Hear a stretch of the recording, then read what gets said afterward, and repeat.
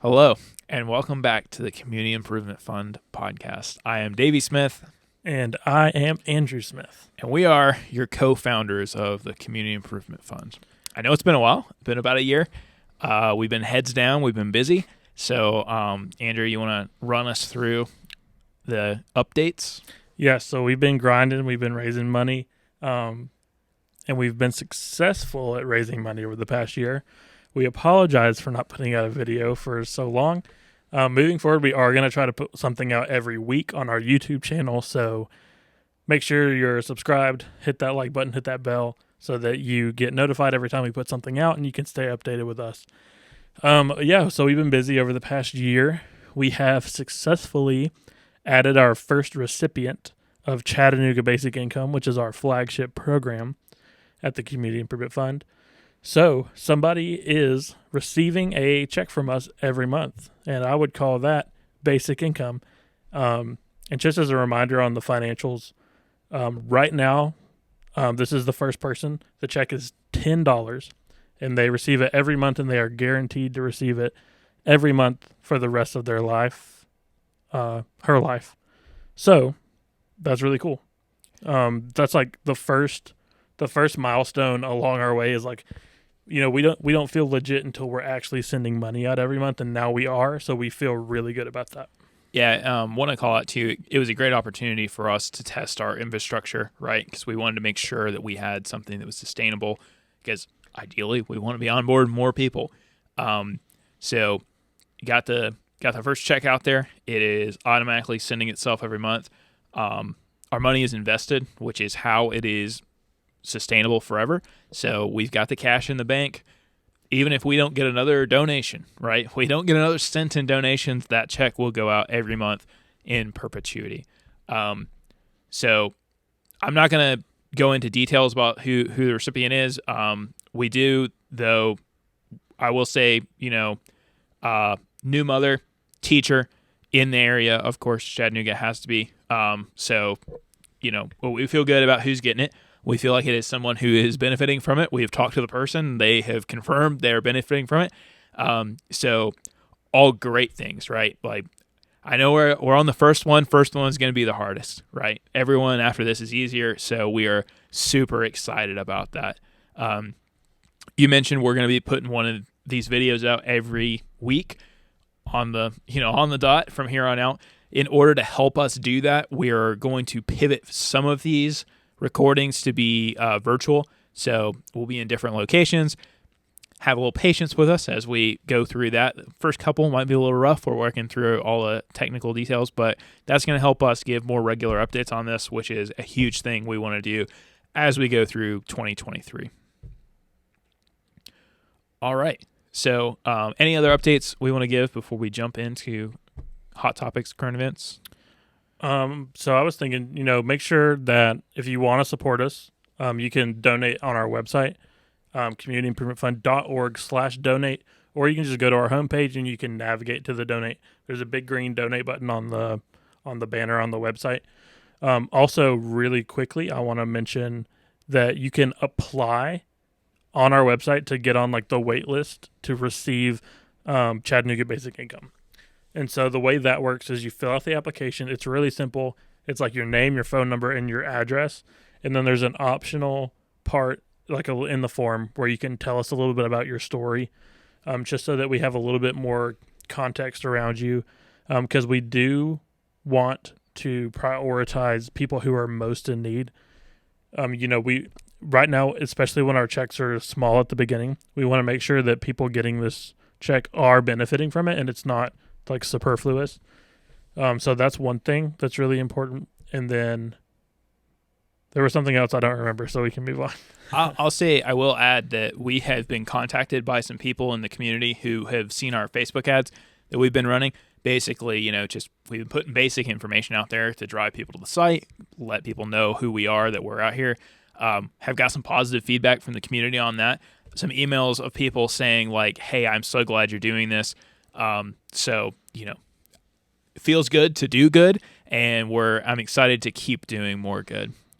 If you want to get in touch with us directly as well, you can email info@communityimprovementfund.org.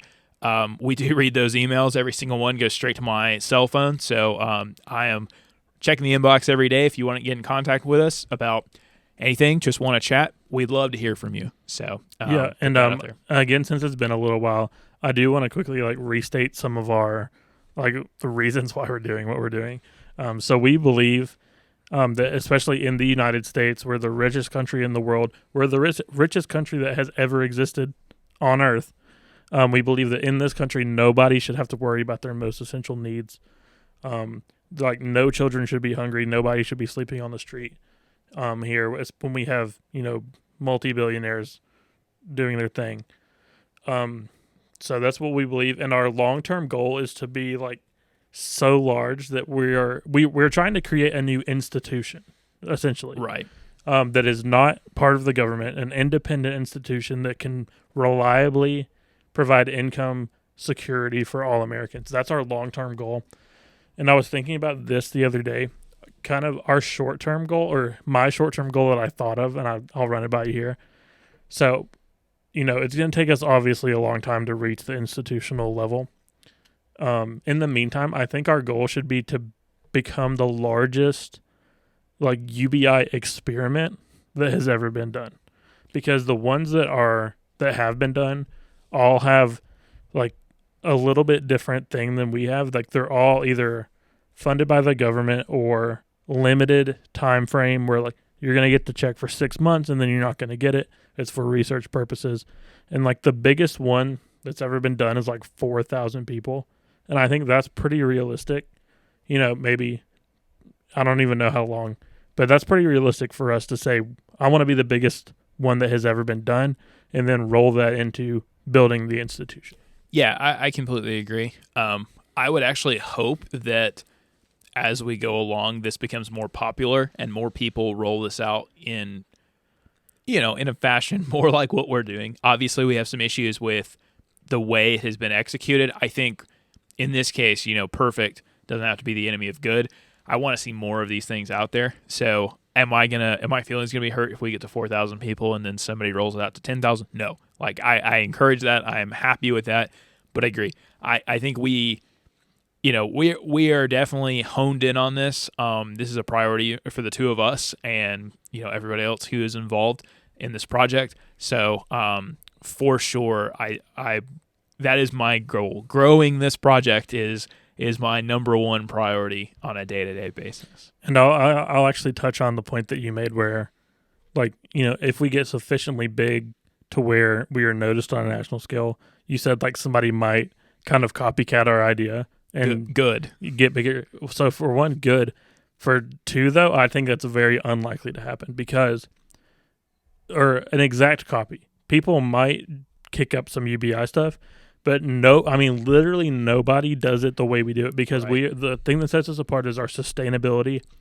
It's growing slow. You might think that it's growing slow right now, and it is, but that's a feature, not a bug, because we do not give anybody money unless they will always get that money, and no one else has ever built anything like that. Any government program does not work like that. The Congress can strike it from the budget. There are laws, there is mandatory spending in the government, but we're in debt. It's not guaranteed. Right. And also, usually when you see this type of thing being done, they'll take $1 million grant and they'll say, I can fund this project for this long. And that's why it's time based. Even if they're just doing it for research purposes, they'd love to run it for 30, 40 years, right? And collect that data. It costs money. So I agree. I think no one's doing it like we're doing it.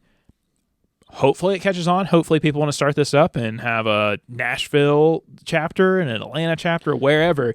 But I agree. I think it is. I think it's unlikely people spring up and do exactly what we're doing. I hope I'm wrong. I want somebody to prove me wrong, and I'd love to partner with those people. But I agree. I'm also happy to carry this banner and move this idea forward if it needs to be me. It's also I do want to be clear, it is in our medium term, if not short term plans to expand beyond the Chattanooga area. Yes. So, Chattanooga is a natural starting place because it's where we live, it's where we are from. But we understand that people need assistance all over the place. So we don't want to limit it forever to be just the Chattanooga area. When the time comes to be able to make a decision to expand, we'll weigh the pros and cons and go from there. And the last thing I'll say about our growth, not only does it take a lot of money to do what we do, it takes a lot of patience and discipline, because we have a significant amount of money invested and in the bank, and it's easy to think like, man, let me just take some of this money out and go just make a big splash. Right. That's really tempting to do, but it's not the way we want to build this company and this institution. We want it, again, just to emphasize the sustainability and our long-term mindset. Like, it might be my grandchildren that see the ultimate, like, payoff from what we're doing here, but that's okay. Like, we're willing to look like 80 to 100 years down the road and realize how powerful this will be when it gets to that point. Yeah, and you also don't want to build something that is a flash in the pan and then it's gone. Like, oh man, at one point we had 100 people enrolled and we were helping, and then we ran out of money and the donations dried up and we couldn't continue. I mean, we don't want that. So going slow is going to be frustrating, I'm sure, to watch. It's going to be frustrating for us, but it's something we're committed to, doing it right, building it in a way to we can do it forever. And so, yeah. That's all I've got to say. All right. So that's our community update. Since we're going to be doing these more often, one thing we want to start doing too, and something we've done in the past to some degree, is touch on kind of current events and how they relate back to economics and personal finance and things like that. Things that, you know, are tangentially related to what we're doing, just so you guys can get our thoughts on it. You can understand how we think about the world, how we think about these different concepts, and also, just give you a little bit of a behind the curtains peek at who we are and what we are doing and what we think, how we think to drive this thing forward. So, what I wanted to talk about were, I'll just cover it briefly. In Paris right now, France, there are a lot of riots going on. So the French love their protests, and the issue at hand here is they have a pension age. It is 62 years old currently. They want to bump it to 64 years old. So reasons why they want to do it: people are living longer. So the longer you live past 62, the more money you're drawing out of this pension fund. It gets expensive. They also have an aging population. A lot of places do right now, right? It's a big thing. Like in the U.S., baby boomers getting old. Japan famously has a really, really old population.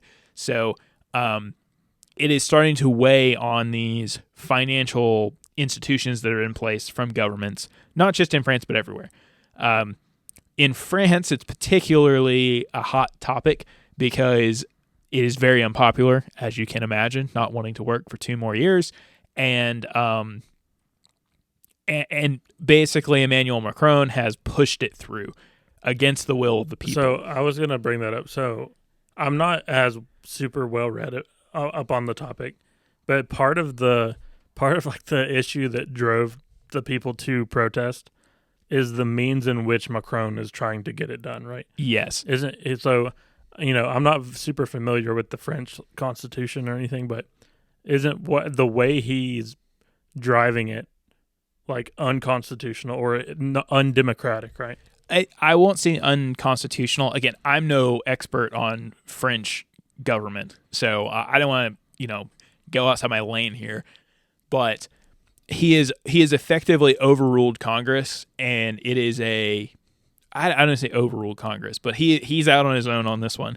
It's like an executive order, basically, and it's deeply unpopular.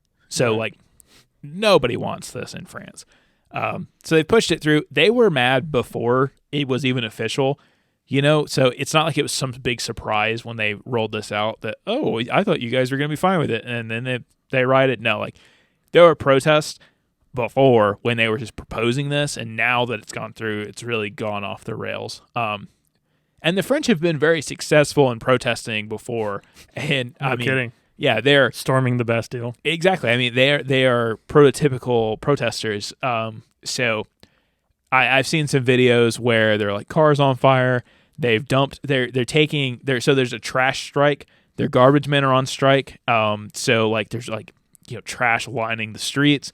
I've seen videos of dump trucks of garbage trucks backing up to politicians' house and unloading trash on their front lawns. So lots of protesting going on. I bring this up because a national pension is also it's also been a hot topic in the United States in terms of Social Security. So, as I understand it, the thing they're bumping out right is analogous to the United States Social Security. So, in the U.S., when you get to a certain age, well, actually, back up. You pay in to Social Security out of every paycheck. So it comes out of your check. It's like taxes, right? It's just another tax, more or less. Yes, that you pay.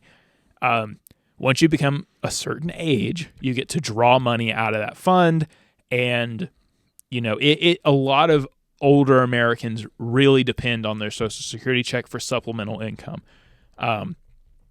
There have been talks in the U.S. at several times about cutting it, and it's usually lumped in with Medicare and Social Security. So it's on the U.S. budget line, it is way on up there, right? Like we spend a ton of money on these programs. So I was looking at the treasury.gov numbers for the national budget for fiscal year 2022, which is the previous cycle. Yes. And I believe, so on treasury.gov, it depends on where you look. You can get different numbers, but on this website, 19% of the U.S. budget goes to Social Security. Right. Out of a $600 trillion budget. And that's behind military spending. No, it's pretty much higher? number one, yeah. Okay. So, yeah, I mean, that's a lot of money, right? We spend a lot of money. In the U.S., they've been talking about similar things, right? Pushing the age back, gutting the program altogether. There is a feeling because of the baby boomers in the United States, they're reaching the age where they're going to be drawing out of Social Security and also, more importantly, leaving the workforce. So more money's coming out, less money's going in. Anytime that happens, obviously you're at a little bit of an impasse and you're like, are we going to run out of money? Now, the money you pay in right now funds the current generation. So it's not like I'm putting $1 in so I can take $1 out when I turn 65. Yeah, so this is actually a misconception that a lot of people have about Social Security, because they say like, well, because when they hear about like, oh, when you get to retirement age, there might not be any money. Well, you think, well, I've been paying in for 40 years. Well, do I not have a bank account at the Social Security office? Like, that's not how it works. Like, you pay that tax. We pay that tax now because we're in the workforce, and then that tax money is pooled and distributed to those drawing Social Security. So yeah, it doesn't work like your retirement account at work does. Which is how you arrive at the problem of, I'm going to use even numbers, right? I have 2 million people drawing out. I have 1 million people paying in. If you have less money coming in than you have going out, you're in the negative. Not to say, now I don't say that to say that I'm in favor of cutting Social Security or anything like that. In fact, I'm the opposite, right? I think we need Social Security. I think people depend on it. I know people depend on it. So I am 100% against any cuts to it. But it is an interesting conversation. I called it out as supplemental income earlier. Most elderly people do not draw enough off of Social Security alone to live off that money comfortably. And there's a few reasons for that, right? Older people spend a lot on medical care. Even with Medicare, which you also get at a certain age, it's still very expensive. Healthcare in general is very expensive in the United States. So the elderly spend a lot on that.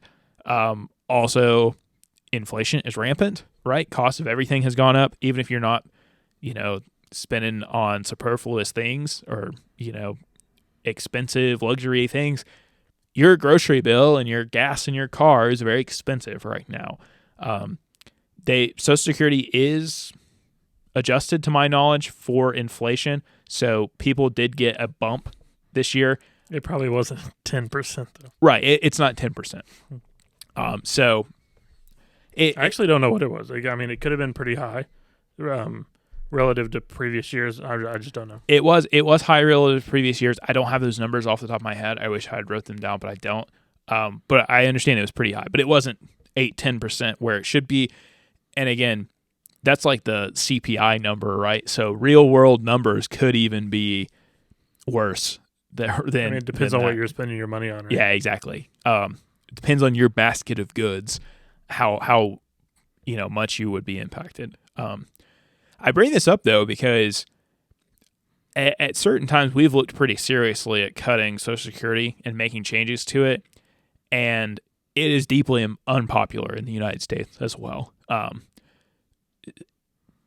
No, I don't think many politicians really want to stake their claim on this because they know elderly support is going to drop out of the old people vote yes. at a higher rate than younger people, so which is part of the problem. Politically, but also, so what we have done is extend the retirement age, which is what France is doing. So ours was, or people today can retire at 65. People that are born like after like 1985 or something in that ballpark, it's 67. Right. And it's a gradual shift. So it's like some people's retirement age is going to be 66 in 3 months if you're in that transition period, which sucks. Though. I mean, you don't want to have to work longer, and you can retire. You can draw Social Security earlier at a reduced rate. So the average monthly Social Security benefit is $1,500 a month, which laughable. I mean, that's not that much. Yeah. That's like 30. Is it? Yeah, 30 something thousand a year. So theoretically, when you get to retirement age, theoretically you want to have like your house paid off, and you don't have to have kids to put through college. Theoretically, your expenses, like your big expenses, like a mortgage, should be gone.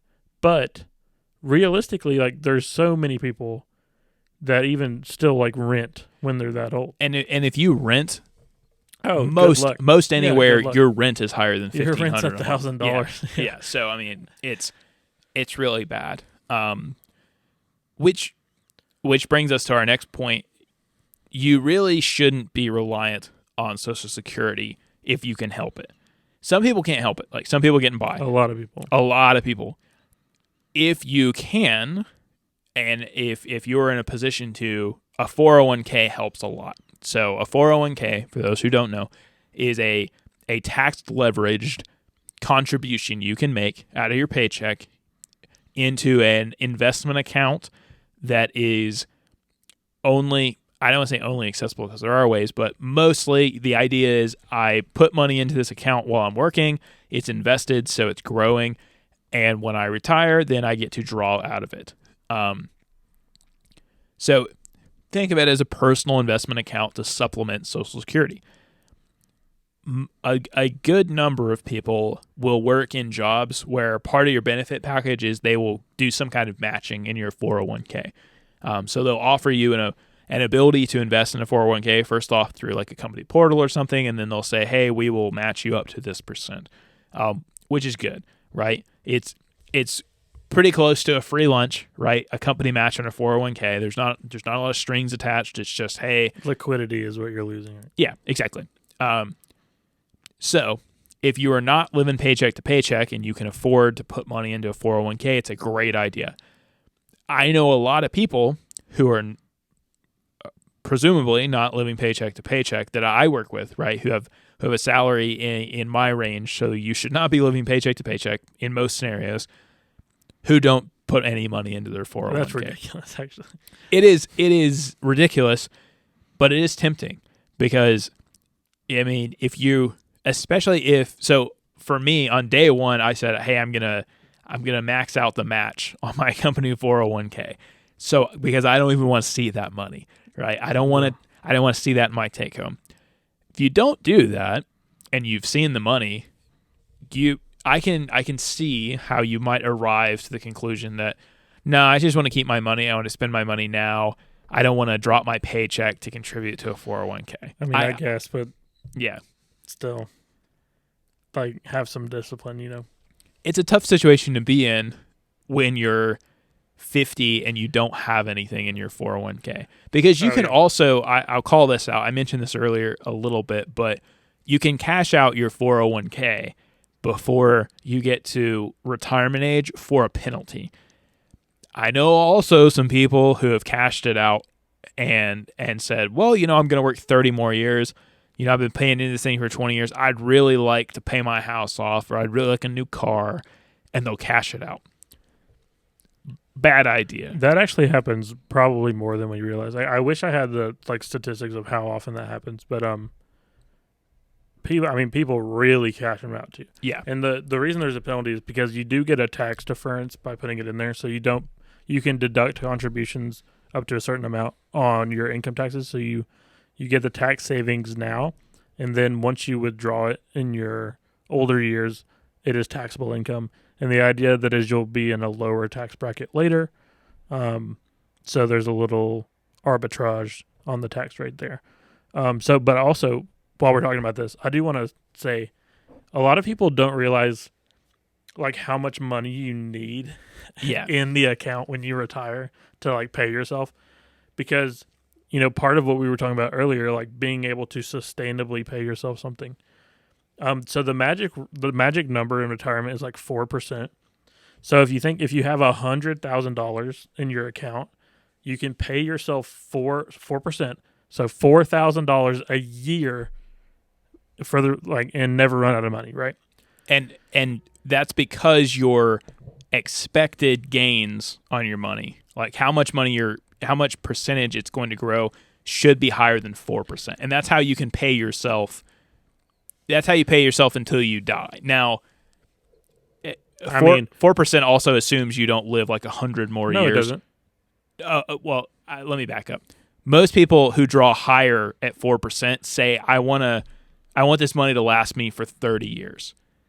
So you can draw down at a higher rate, but you're kind of betting I'm going to die in 30 years. So and also you don't really want to be in your golden years and have zero, right? right. So you don't want to. I mean, the odds that you time it so that you run out of money on like the day you die, like that's not happening, right? So also a lot of people want something to leave to their children, like an estate, and to cover a funeral, because funerals are expensive as well. If you don't have life insurance. Also, people like to leave money to like churches and organizations and stuff like that. Right. But yeah, you're right. So if you don't want your account to decrease in value over time, don't go above 4%. Right. You can, if you say I'm realistically not going to live past like 110, in the max case, you can increase your rate if you need the money. But just to reiterate, $100,000 only gives you $4,000 a year, and probably a very small percentage of the population makes it to $100,000. Right. So if you think of like a reasonable salary of being like 40, like even $40,000 is a pretty good salary, especially like if you don't have a mortgage, you can pay your bills pretty easily with that. You need $1 million, like, right? You need $1 million for 4% to be $40,000. Good luck. Yeah, I would love to see the numbers on how many people have $1 million in their 401k, because it has to be almost nobody. I mean, I would bet like 0.5%, if that. And I do want to touch on a little bit historically, because 401ks haven't really been that popular forever. So previous to 401ks, what you would see a lot would be pensions, right? So I work as a teacher, let's say, because teachers still have pensions today. Some jobs do, most jobs don't. If I work as a teacher for 20 years, I get to continue to be paid, I'm going to say half of your salary, even after you retire. And that's how a lot of them work, right? You work for a certain amount of years, you qualify for a pension. we're going to pay you some percentage of your paycheck that you were getting even after you retire. I actually know the exact number for Georgia teachers, because number one, my wife is a Georgia teacher. Number two, I worked as a financial advisor, and a lot of my clients were Georgia teachers. So anyways, if you work 30 years in the Georgia public school system, you get 60% of your highest attained salary, which is most likely going to be like your last year. Right. So 60%, that's pretty good. It's pretty good. At a lot of the places that still have pensions are unionized workplaces. Military, police, Government workers have pensions. I'm saying like including teachers and cops. Yes. It is a good system if you have it. Because it's good for the employee. It's good for the employee. Yes, it is. It is a burden on the employer because obviously I'm paying workers who aren't working anymore, and we're living a longer than we used to. So you're paying them longer than you used to. Well, so the difference, the like technical difference in like the terminology is, a pension is a defined benefit plan, which means the employer has to give you this amount of money every year. They are legally required to, unless they go bankrupt. A 401k is a defined contribution plan. So the employer says, we're going to give you this money every year, and if you've wasted it by the time you retire, that's on you. So the difference is the liability, like by the time you retire. So it used to be where the employer had the investment risk, like they had to manage the fund wisely to be able to pay that out. Now that investment liability has switched to the employee, so that like, if you squander your 401k, you're out of luck. And that's kind of like a big transition, because most people just don't, like we said earlier, they don't make it to 65 with their 401k. Right. If they ever have one. Right. And I do want to call out, the workforce has changed a lot, right? Not a lot of people today spend 30 years at the same job. So if you're jumping company to company, a pension's not going to help you anyways, because you haven't been at any one company for that long. That's a good point. Actually, I hadn't thought of that. Yeah. So I don't want to bash 401ks or anything. Like it's a natural evolution of the market, right? Of companies not wanting to be liable for your retirement. Well, yeah, I mean it's capitalism, right? You're part of companies maximizing profits is figuring out, I don't want to say how to screw your workers, but how to pay your workers as little. Take more money from my employees and put it in my own pocket. I mean, it's paying because labor is a huge expense. You want to minimize the expense of labor because that boosts your profit. So under capitalism, I mean, if you're a bad person. No. I don't think companies are bad people. I think capitalism naturally leads to this, and I think this is a bad conclusion. Because if you were... It's a bad outcome it's a con of capitalism. Yes. Because at the same time, you could say, hey, I'm going to invest in my workforce, and a better retirement plan for my employees means a better retention rate, and a better retention rate means a stronger workforce. So you can definitely get into it and argue it. You can justify it to the shareholders for sure. Right. But I don't know. You shouldn't have to justify everything, really. You could just do it for the benefit of the people that depend on you. Well, I have also not just the people that depend on you, the people you depend on, right? You don't exist if nobody's working. I mean, go ask the restaurant business during COVID times how important employees are. There's a reason why they're paying way, way, way higher than minimum wage, is because if you don't have people manning the ship, you're not bringing in any profits at all. You're closing the doors. Like around here, I've seen restaurants that can't even stay open for 5 days a week because they don't have employees. Oh, yeah. I mean, especially during COVID, but we're 2 years past like peak COVID, I guess. Yeah. And it's still a problem. But I don't know. But yeah, exactly. You don't exist without your employees. Like, why? You're a scumbag if you don't pay your employees that much. Well, you kind of touched on this earlier, and I think it's a great point. I am very much in favor of private companies versus public companies in most cases. You can argue at scale, private companies start to make less sense because you need broad ownership, and I agree. Why do you need broad ownership? I don't really want to get into that, but I look at some big companies that are private, like Publix, for instance. So Publix is not a publicly traded company, as confusing as that may be. Well, Publix is owned by its employees. Yes, it's a co-op in a way. REI, same way. It's co-op. You have better outcomes on the long term when you are not a public company, because public companies are incentivized to please shareholders in the short term. So well, I would say they are not incentivized; they are required to. Required, yes, required. You must prioritize and attain constant growth if you are a publicly traded company. Yeah, if you're on the board of a public company, your only mandate is to grow the price of the company. Yes. So, like, I know there's an anecdote I heard in college about like a board member that was like, I am vehemently opposed to whatever we're deciding on right now, but I have to vote yes on it because it will increase the value of the company. Yes.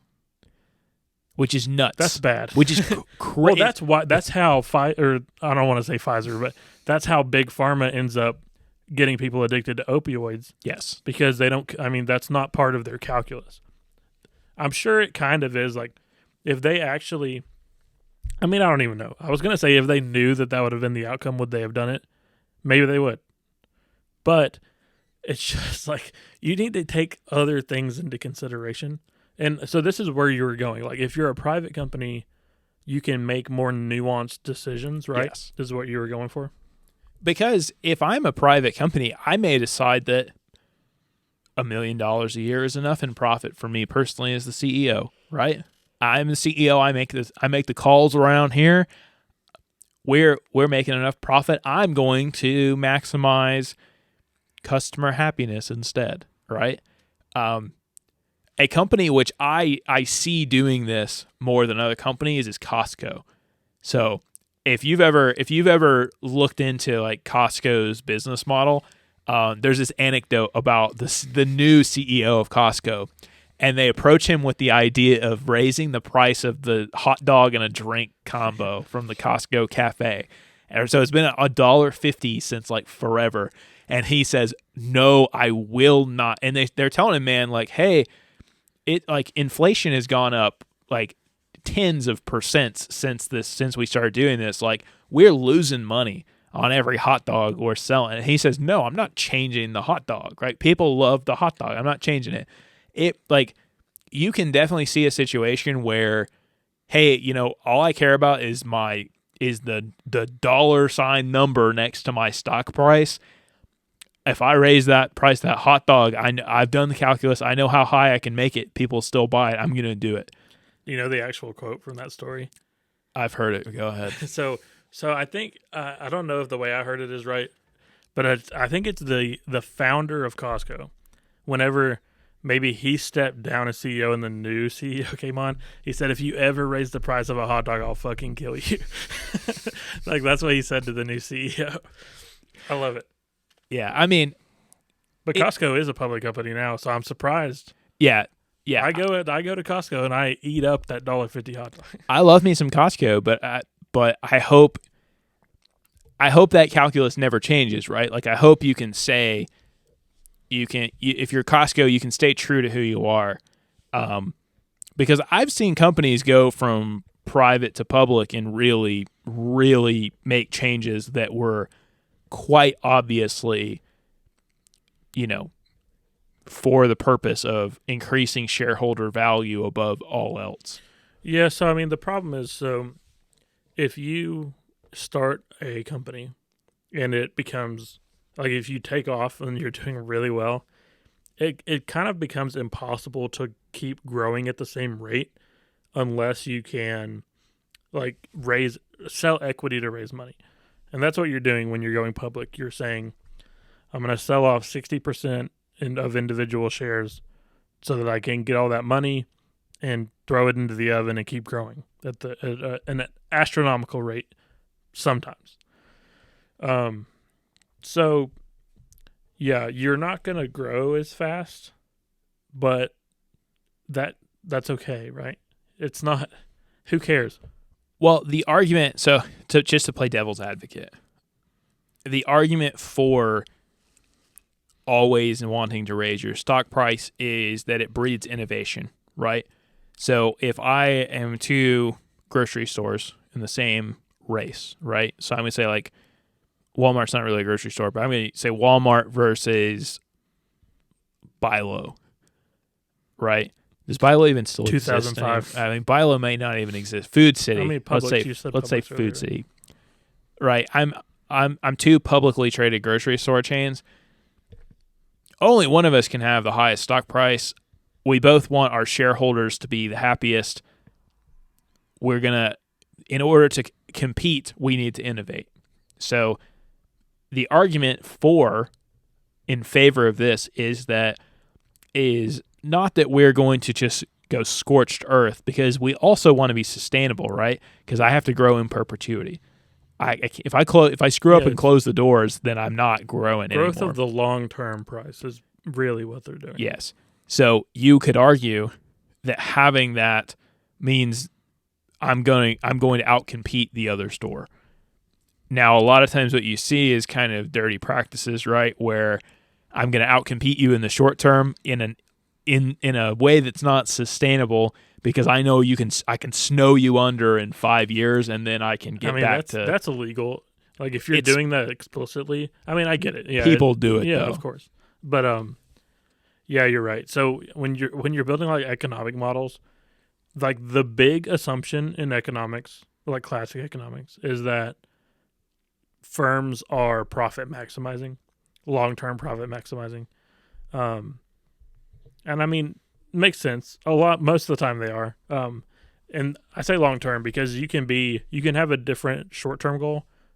Amazon's a really good example. Like, Amazon was not profitable for a long, long time, but Amazon was maximizing market share, and now they have a good amount of it. Probably like, I don't even know, but they have a ton of market share. So that now once they made the transition to wanting to be a little bit more profitable, it's a lot easier. Yes. In that specific example, I would argue that Amazon Web Services and Amazon Marketplace should be two different companies, because Amazon online bookseller cannot exist without AWS's profits backing it. Well, could not have gotten to this point without the revenue stream from AWS. So if you look at AWS versus Walmart.com, not AWS, Amazon.com versus Walmart.com in terms of going to buy things, Amazon can run razor thin margins on everything they do because I've got this cash cow in AWS. Walmart doesn't have that. Now, Walmart has a brick and mortar advantage, so maybe it doesn't matter, but you put a lot of businesses out of business when Amazon did what it did, right? Amazon blowing up changed the game on commerce, and and I don't want to get into monopoly busting or anything like that. Maybe that can be our next topic for a next future episode, but some shady stuff companies can do to get a leg up on the competition that is not always good for the consumer. And it doesn't even have to be, I don't even think it's shady, really. It's a natural progression of how the system works. Because if you constantly reward, I mean, it's just how it works. If you do the best, you're going to put people out of business. It's going to make it easier for you to do better, and it's just a feedback loop. So a monopoly, or something close to a monopoly, is I don't want to say inevitable, but it's part of it. Yeah, and the greater point here too that I'll circle us on back to, so because I know we're gotten way off now, but the greater point is that customer satisfaction and employee happiness and benefit to society, environmental damage often does not play any role in these decisions, right? It's not even on the radar. If I can squeeze you for 10 more cents and keep you coming, I'm going to do it. Now, does it make me 1% less happy as a customer? Am I having do we look at how they're not going to be able to afford, that's 10 cents less gas I can put in my car. Often it doesn't play in. And I think you can have a serious conversation around maybe we should change our definition of success for a business to include some of these factors that on paper maybe looks like you don't care about, but if you take a look around and you start thinking about yourself in the bigger picture, it starts to really make you think. Yeah, and so I hear a lot of the times people try to say like, well, if you don't agree with how they run their business, like why do you shop there, or like why do you support there? I don't think, I mean, that's fine. That's a good argument, I guess, but I don't think it's my responsibility. It's not the consumer's fault to save money by buying a cheaper product. It's like a lot of like that's the problem with like a lot of people saying, "Oh, you should only buy things like made in the United States." Right. I support that. Like I support businesses that are, made domestically that pay people a decent wage, right? Like I don't support child labor in, Southeast Asian countries, but it's not my fault. Like you can't blame me for a dirty corporation, right? It's the corporation's fault. So what do we do? Does it automatically have to be regulation? Like, do you jump to regulation right away? Or is there something else like an incentive to do like, I don't know. I don't know what the answer is. How do you stop them from doing it? Yeah, and I think it becomes easier if you have two readily available choices, right? One made in the USA, one made from a questionable supply chain, questionable labor sources, and they're around the same price and they're equally available and they're right there on the shelf next to each other. And you're aware of the differences, right? And you're an informed consumer, and you have the ability to buy a more expensive product. Well, no, let's say they're the same price for the sake of argument. In that case, the consumer can more easily say, well, I'm going to buy made in the USA because I trust that this was made by people getting a living wage and living in good conditions. But that's almost never the case, right? More often, I have one product made in China or elsewhere with questionable supply chain, questionable labor sources, and it's $1. And I have a made in the USA product that's $10. And when I'm looking at the two, right, maybe they look pretty similar, right? Maybe I say as a consumer, this $1 one's going to be just as good. It's not your fault as the consumer if you choose the $1, right? I mean, you're saving yourself $9. Go good, like good on you, right? I don't have any problem with that. So to your point, I think regulation shouldn't have to be what we have to do, but if we're not going to self-regulate, then you got to do something, right? Because now what we've just done by buying the cheaper product is we have incentivized companies to do exactly what that company is doing to get ahead, right? So now the incentive is, hey, you're going to sell more product if you can source labor as cheap as possible. And it's not the consumer's fault for not caring. It's that the bads that you're producing with your goods are not factoring in properly. Because if they were, you say, okay, well, I can sell this product for $1 because I can now produce it so cheaply with all my shady labor practices. Oh, but I've got $9 tacked onto it as a penalty for using shady labor practices, and now we're on a level playing field again. I'm trying to think. The term is slipping my mind right Tariff? now. No, not a tax. When an extraneous, like a cost that isn't factored in. It's like a basic economic term. I can't think of what it is. Anyways, that's what that is. Like, it's like smoking.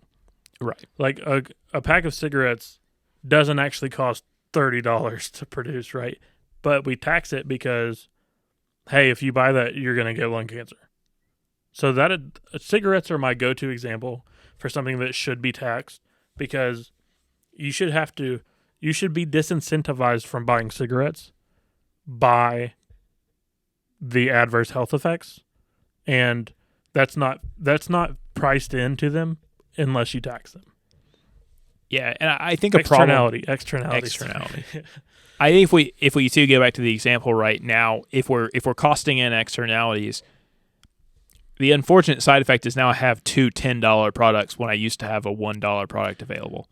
So you have to be careful, because a lot of people cannot suddenly afford to spend a lot extra on everything they buy. So raising costs for consumers has to also factor into this, because I, the consumer, also should not bear the weight of companies doing the right thing. Yeah, the counter argument to that is that if you support the domestic businesses, it's going to create more jobs domestically. Sure. So that the people having to spend that much more money might end up with better paying jobs. That looks good on paper. That probably doesn't pan out exactly like that all the time. So I don't know. It's complicated. It is complicated, but just something to think about too. Like, I'm no economist or anything, right? So these are, take all my thoughts here with a grain of salt. I have a bachelor's degree in economics. Yeah, you can speak to this better than I can. I'm still not an expert, of course. But so a disclaimer there. I obviously don't know everything. If you know way more about this than me and you want to come lay the smack down, send us an email and we'll have you on. Actually, comment in the YouTube videos. Yeah, help the algorithm. Yeah, exactly. Drop a comment telling me I'm an idiot and here's why, and I'll read your comment and I don't know. Decide whether to respond. Yeah, give you a thumbs up or bar you from ever commenting again, depending. No, just kidding. I wouldn't do that. Are you a free speech absolutist? Yeah, in the same way that Elon Musk is a free speech absolutist. Anyone I don't like should be silenced. No, just kidding. I'll take any comment, even if you think we're idiots. Go ahead and drop that comment on there, and I'll hit you with a thumbs up, and we'll move along with our day and never think of it again. All right, so we went a long time on that one. We're trying to keep these episodes a little bit shorter. I don't know if we said this at the top or not. We've gone on long again, especially for our virtual episodes. We're targeting like a 30-ish minute kind of show. Makes it easier to watch for those of you watching along with us, and it also keeps it bite-sized for us. If we're going to do this every week, we want it to be content. We don't want to be dragging out. We don't want to be rehashing the same things over and over again. So that's our goal. Again, be patient with us as we go through it. Luckily for the virtual ones, it's going to kick us off at 40 minutes, so you'll have that as a nice backstop. We don't want to pay for the premium version of Zoom. Yeah. Maybe if we got a bunch more donations, that's something we could afford to splurge on. So this is actually, I wanted to mention this earlier and I forgot. So obviously we said you can donate on the website. We need you to, right? That's the only way we're going to grow, is if we get more donations. If you don't feel like donating or aren't able to, you can also support us by just watching our YouTube videos and liking and subscribing, because it would be nice to build this YouTube channel up to where it can be, like, maybe we can get some sponsors or something, and that can be an income stream for the company, and that would help us not have to rely so much on donations. So just watching our videos supports the organization, and especially like if you subscribe and maybe, I don't know, tell some other people that if you know anybody that's interested in like nonprofits or economics or anything related to UBI or what we're doing, let them know about us. Send them to our website, send them to our YouTube channel, because that's a really good way to support us too. Because we really want to build this thing up to where we can get some money coming in, and ultimately we want to give money to as many people as possible. Like that's what it's all about. Yeah, I know nobody likes ads too, but it is kind of a very easy way to get us some revenue stream. So maybe in the future there are ads on this video. There are, sorry about it. You got to play the game. Yeah, I mean, we've actually recently reached out to a couple of companies. We haven't sealed any deals yet, but we've been kicking around the idea of doing some collaborations with companies. Having a big social media presence helps you with legitimacy, right? Like companies are interested if you've got a good platform. So, like, subscribe, comment, all of that helps us. Watching the video, thanks for watching the video. We appreciate every view we get. Like you said, if you can't afford to donate or you don't want to donate, even you just watching this video helps us a ton. So we definitely appreciate it. And I want to say one more thing before we go. We're gonna try to set up a Venmo, a business Venmo, and we can put our Venmo username. It's probably gonna be like at Community Improvement Fund, right? We'll put it like on the top of the video or something, maybe in the description, so that you can donate even easier. You don't have to go to the website. Just send us money on Venmo. And just to reiterate, every dollar we get goes straight into our fund that supports Chattanooga Basic Income. Yep. All right. I think that's going to do it for this episode. Again, thanks for watching. CommunityImprovementFund.org if you want to know more. More information there. You can email us info@communityimprovementfund.org if you want to get in contact. Yeah. Sounds good. We will see you next time. See you next week. Drop a comment.